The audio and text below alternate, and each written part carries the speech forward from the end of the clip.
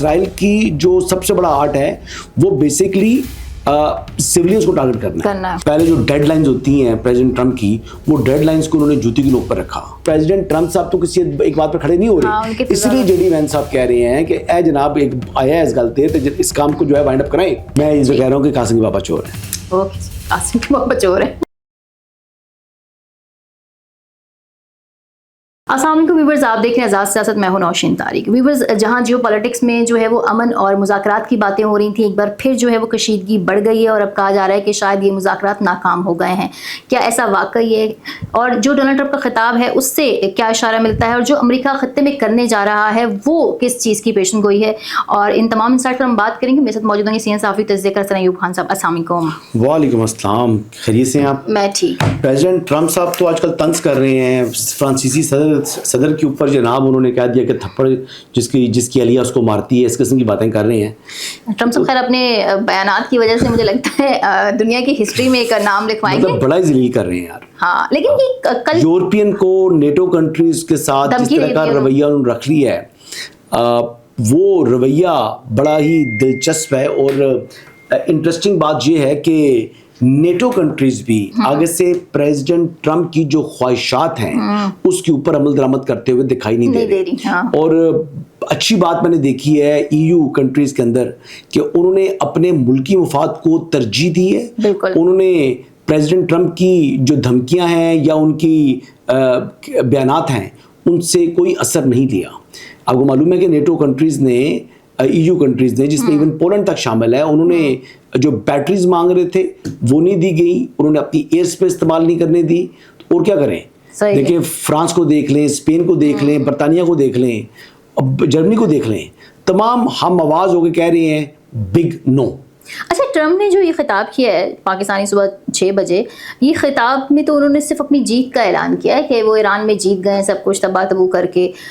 اس سے کہیں انہوں نے امن کی یا مذاکرات کی بات نہیں کی. تو اس بیان کو آپ کیسے دیکھتے ہیں؟ یہ ڈس اپوائنٹنگ نہیں ہے اس مذاکراتی عمل کے لیے؟ وہ کس طریقے سے کہہ سکتا ہے کہ نیگوسیشن چل رہی ہے؟ قوم سے خطاب میں تو اس نے یہی کہنا تھا کہ ہم جیت گئے ہیں. ہم نے جو ایران کا بیسیکلی اس ٹائم امریکہ کے اندر دیکھیں نا, with in U S A کیا ڈبیٹ ہے. ڈبیٹ یہ ہے کہ یہ امریکہ کی جنگ نہیں تھی, امریکہ کے لیے ایران خطرہ نہیں تھا, اور اس خطرے کے نہ ہونے کے باوجود اسرائیل کا بغل بچہ بن کے امریکہ حملہ آور ہو گیا ایران کے اوپر. اب انہوں نے اپنے عوام کی کنزمپشن کے لیے جو بات کی, جو خطاب کیا, یہ وہاں کے لوگ بائی نہیں کریں گے, پہلی بات. دوسری بات یہ ہے کہ جب جنگ میں کب کہیں گے جی کہ جو ہم سپر پاور ہوتے ہوئے ہم سے اگلا ملک نہیں گرا. جو تباہیاں ہوئی ہیں یہ بات کچھ باتیں درست بھی کر رہے ہیں. واقعی بے انتہا حملے ہوئے ہیں ایران کے اندر, بے انتہا تباہی ہے, بے انتہا اموات ہیں, ہزاروں میں ڈیتھ ٹول ہے.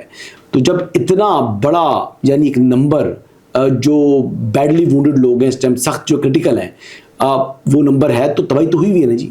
یہاں تک کہ انفراسٹرکچر جو سویلین انفراسٹرکچر ہے اس کو ٹارگٹ کر رہا ہے اسرائیل. دیکھیں نا, اسرائیل کی جو سب سے بڑا آرٹ ہے وہ بیسکلی سیویلینز کو ٹارگٹ کرنا ہے. وہ غزہ کے اندر بھی 2 سال یہی کرتا رہا, اور اب اس نے ایران میں بھی یہی روش اپنائی ہوئی ہے. لیکن بہرحال ریٹیلیشن ایران کی جانب سے ہوتی ہے, اور پھر تل ابیب کے اندر بھی جو ہے وہ قہر بن کے ٹوٹتا ہے اور خاصا نقصان ہوتا ہے. لیکن اگر بات کی جائے تو 100 مسائل کے اندر سے 2 مسائل ہی جا کے لگتے ہیں ایران کے اندر, اسرائیل کے اندر. اچھا, ایران کے جو صدر تھے انہوں نے امریکی عوام کے لیے کھلا خط لکھ دیا جس میں انہوں نے کہا کہ جی ایران امریکہ کی عوام کے ساتھ وہ نہیں ہے, اس کو خطرہ نہ سمجھا جائے, ہم نے کبھی جنگ کی نہیں. اس طرح کے ان کے کچھ بیانات تھے جو میرا خیال سے ڈونلڈ ٹرمپ کے بیان کے خطاب کے اگینسٹ ہیں. اس کے بعد ہم نے یہ بھی دیکھا کہ ایران نے پہلے دھمکی دی تھی کہ امریکی کمپنیوں کو ٹارگٹ کرے گا. کل ایران کا جو ہے وہ امیزون بحرین پر حملہ بھی ہوا, امیزون کے آفس پر. اب اس چیز کو آپ کیسے دیکھتے ہیں؟ دونوں طرف سے اگر کشیدگی تو بڑھتی رہی تو پھر امن مذاکرات تو خواب ہی رہ جائیں گے. بات تو یہ کہہ رہے ہیں نا کہ جی ہم سیویلینز کو ٹارگٹ نہیں کر رہے, لیکن موسٹلی اگر جی سی سی کنٹریز میں دیکھ لیں جو ایران کی جانب سے حملے ہوتے ہیں وہ کہاں ہو رہے ہیں؟ وہ کو ہوٹلز ہیں, کو کیا چیز ہے, تو حملے تو ہو رہے ہیں سیویلینز کے اوپر, لیکن انٹینسٹی وہ نہیں ہے جو کہ اسرائیل کے حملے ہو رہے ہیں. وہ جس طرح فارمیسی کی فیکٹری کو مطلب انہوں نے ٹارگٹ کیا جی اسرائیل نے ایران کے اندر, آپ کو فارمیسی کی فیکٹری کو. تو یہ چیزیں اب دیکھیں, بات سمپل سی یہ ہے کہ کچھ چیزیں ایسی ہیں جس کے بارے میں ہمارے پاس علم نہیں ہے.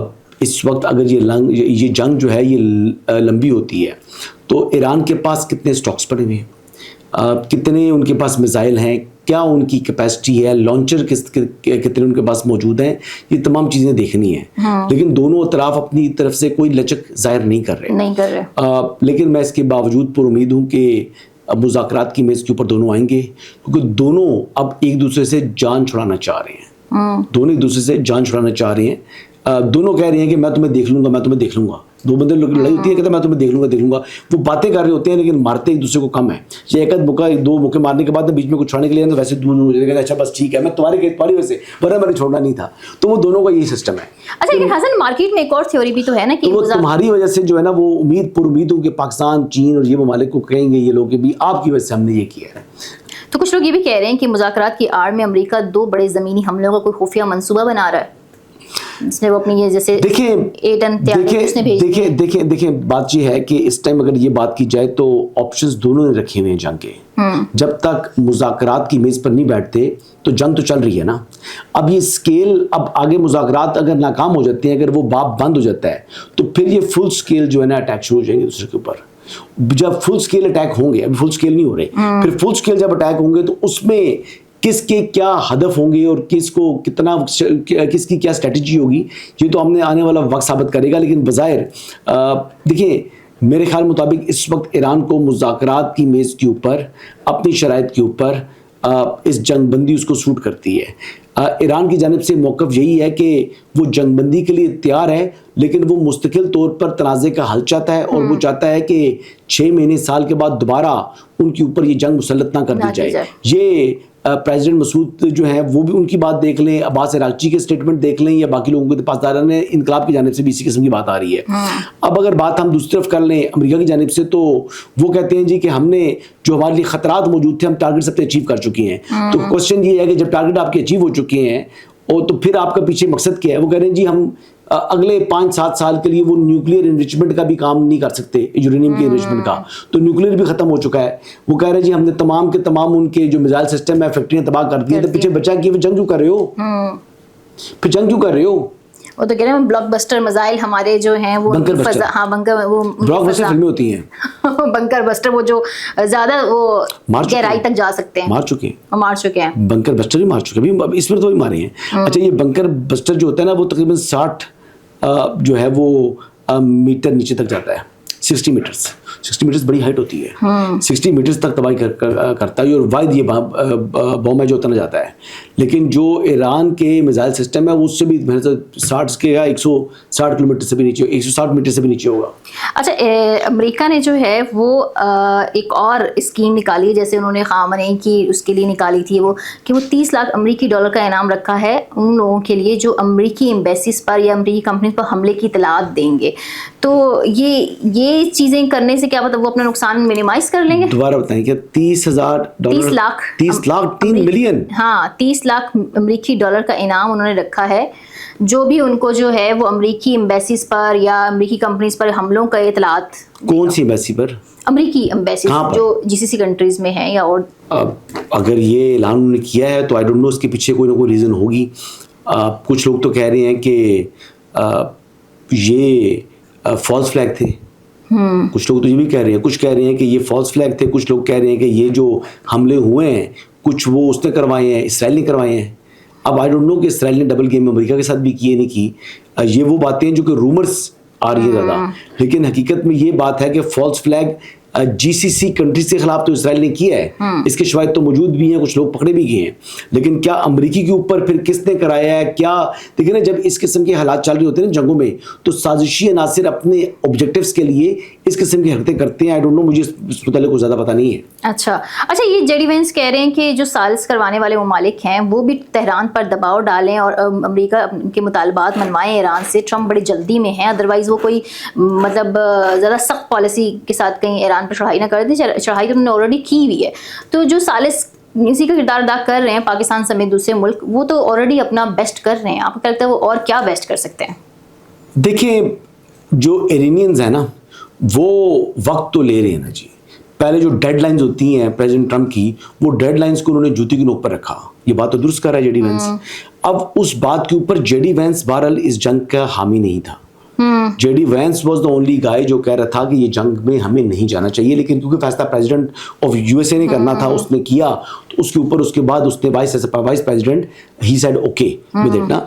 अब जेडी वैंस जो है वो चाहते हैं कि जल्द अज जल्द ये जंग खत्म हो, और अब बात ये है कि क्योंकि प्रेसिडेंट ट्रंप का मूड बना हुआ है, तो जेडी वैंस चाहते हैं कि इस चीज़ से जल्द निजात मिल जाए, क्योंकि देखिए कुछ लोगों के अपने हिडन ऑब्जेक्टिव्स हैं, जैसे उनके सेक्रेटरी ऑफ वॉर हैं, वो तो अपने ही कुछ डील्स वगैरह कर रहे हैं बीच में ना, जंगों के अंदर बड़े माली मफादात भी होते हैं लोगों के।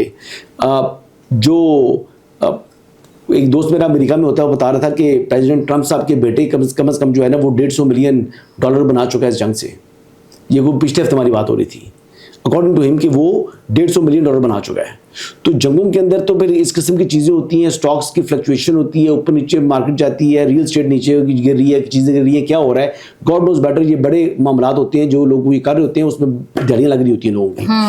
तो और वो लिजिट होता है, गैर कानूनी नहीं है, कानून के दायरे के अंदर ही काम हो रहा होता है। तो ये कुछ चीज़ें ऐसी हैं जो कि हमारे इल्म में नहीं है, लेकिन बहरहाल JD Vance was the only guy जो कि फ्रॉम बिगिनिंग वो कह रहा है कि जंग ना करें, और मेरे ख्याल मुताबिक एक विंडो जो ओपन है वो कहता है कि इसके बंद होने से पहले जंग बंद हो जाए तो अमरीकी अवाम का इसमें मुफाद वाबस्ता है।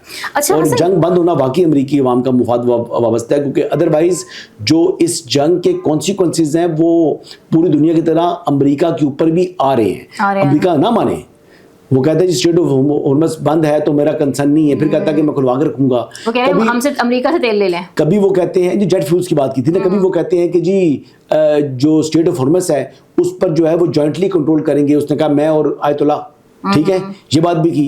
फिर कभी कहता है हमारा उससे कोई ताल्लुक नहीं है, कभी वो कहता है जी खुलवाएं, फलां इतने घंटे का अल्टीमेटम है। तो प्रेसिडेंट ट्रंप साहब तो किसी एक बात पर खड़े नहीं हो रहे, इसलिए जेडी वैंस साहब कह रहे हैं कि ए जनाब एक आया है इस गलती तो इस काम को जो है वाइंड अप कराएं।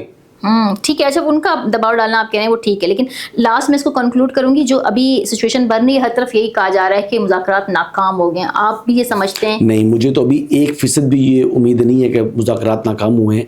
मैं समझता हूँ कि मुज़ाकरात कामयाब होंगे, और मुज़ाकरात जो हैं वो they will bring peace in the reason and the world, पहली बात। और मुझे लग रहा है कि हमेशा हिकअप्स आते हैं, ऊंच नीच होती है मुज़ाकरात के अंदर। जब इस किस्म के कॉन्फ्लिक्ट चल रहे होते हैं तो वो बिल्कुल स्मूथ एज जो प्लान को उस तरह चीज़ें नहीं चल रही होती, चीज़ों ने ऊंच नीच आती है, नशिबो फराज आते हैं, लेकिन इस नशिबो फराज से ये चीज़ बाहर निकलेगी, एक बात। दूसरी बात ये है कि मैं पूछना चाह रहा था आपसे कि जो कासिम के पापा चोर हैं, तो आपने भी ये नारा सुना है? नहीं, ये आप ही लगा रहे हैं आजकल। तो आपने सुना नहीं सुना? आप मार्केट में लेकर आए ना। मैं लेकर आया हूँ? हाँ, कासिम के पापा। नहीं, मैं तो खुद सुन रहा हूँ, मेरे कानों में आवाज़ पहुँच रही है। अच्छा, हाँ। अभी अदालतों में मैटर है, देखते हैं ना क्या होता है। अदालत ने तो कहा है कासिम के पापा चोर हैं। आगे भी तो उन्होंने अपील की हुई है ना। अपील का तो फैसला बाद में होगा ना, अभी तो ट्रायल कोर्ट ने क्या कहा है? हाँ, ट्रायल कोर्ट ने तो ज़ाहिर है उनको कन्विक्ट कर दिया। कन्विक्ट कर दिया, यानी चोर कह दिया। चले ठीक है। मतलब आपकी ये बात ज़्यादा वो है कि मुज़ाकरात अभी नाकाम नहीं हुए, हमें ऊपर उम्मीद है। मैं इसे कह रहा हूँ कि कासिम के पापा चोर हैं। ओके, कासिम के पापा चोर हैं according to Ravi. Thank you very much.